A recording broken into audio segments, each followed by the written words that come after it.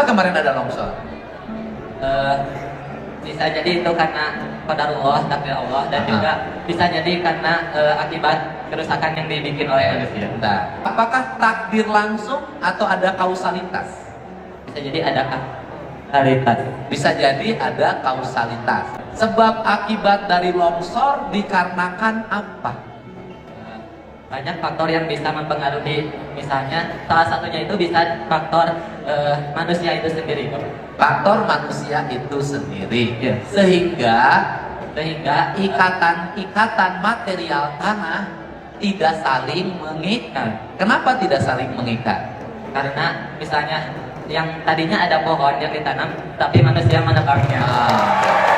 Kenapa tangan manusia memisahkan hubungan antar tanah? Karena kebutuhannya. Apakah karena kebutuhan atau keserakahan? Keserakahan juga bisa jadi jika itu berlebihan.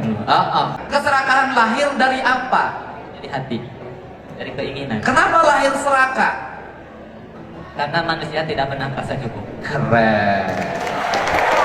Kenapa manusia tidak merasa cukup? Takut. Ataupun manusianya yang kurang bersyukur atas pemberian yang Allah Iya. berikan. Kenapa kurang bersyukur? Karena manusia terus memiliki kebutuhan yang berkelanjutan. Karena dia tidak bahagia. Bener gak?